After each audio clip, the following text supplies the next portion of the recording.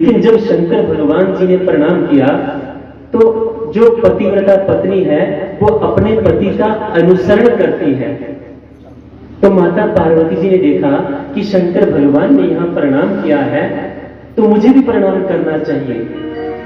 माता पार्वती जी ने भी वहां पर प्रणाम किया और प्रणाम करने के बाद पूछती हैं, प्रभु आपने यहाँ पर प्रणाम किया, यहाँ पे कोई मूर्ति नहीं है, कोई प्रतिमा नहीं है, फिर भी आपने प्रणाम किया, इसका कारण क्या है? तो भगवान शंकर जी कहते हैं, देवी मैंने इस स्थान पर इसलिए प्रणाम किया क्योंकि यहाँ पर श्रीमद् भागवत महापुराण की कथा हो चुकी है, इसलिए मैंने यहाँ पर प्रणाम किया। वहां से कुछ देर और आगे गए, वहां जाने के बाद भगवान शंकर जी ने फिर से प्रणाम किया। वहां भी कोई प्रतिमा नहीं, कोई मूर्ति नहीं। माता पार्वती जी ने भी प्रणाम किया और पूछा, प्रभु क्या यहाँ भी कोई कथा हुई थी क्या? क्योंकि मूर्ति तो यहाँ पर भी नहीं है और आप यहाँ भी प्रणाम कर रहे हो, तो क्या यहाँ भी कोई कथा हुई होगी? कहते नहीं देवी, यहाँ मैं प्रणाम इसलिए कर रहा हूं क्योंकि भविष्य में यहाँ श्रीमद् भागवत महापुराण की कथा होगी। अभी हुई नहीं है लेकिन होगी। इस कथा का इतना महत्व है कि भगवान शंकर जी उस धरती पर वंदन कर रहे हैं जिस पर भविष्य में कथा होनी है। ये कोई कम बड़ा उदाहरण नहीं है इस भागवत जी के महात्म्य को बताने के लिए। इस कथा का क्या वर्णन करूं, हमारे वाणी में इतना भाव नहीं है जिससे कि मैं इसका वर्णन कर सकूं।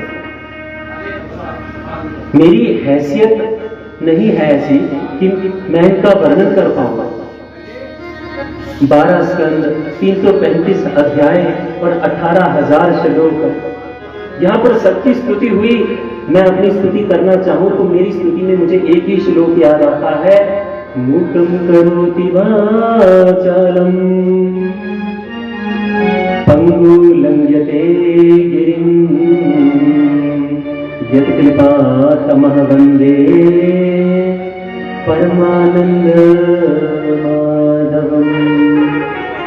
बंधु, मेरी सिर्फ इतनी सी औकात है, ये जो श्लोक है इसका अर्थ बताता हूं। मूकं करोति वाचालं, जिसकी कृपा प्रसाद को प्राप्त करके एक गूंगा व्यक्ति बड़ी बड़ी बातें करता है, बड़े बड़े वेद उपनिषदों का पाठ करता है। जो लंगड़ा है वो सुगमता से बड़े बड़े पर्वतों को पार कर जाता है। ये महत्व है। और मेरी हैसियत, मेरी औकात क्या है? ये छोटी सी उंगली है, इसको मैं छोटा सा ऐसे भी हिला रहा हूं ना, तो ये उनकी कृपा है। यहाँ बैठकर इस पुराण का पाठ करना तो मेरी बस की बात नहीं है। उनकी कृपा होगी तो यहाँ पर बैठ गया, नहीं तो बड़े बड़े नारद, सारद, शुक, ये भी इनकी महिमा गान करने में असमर्थ है।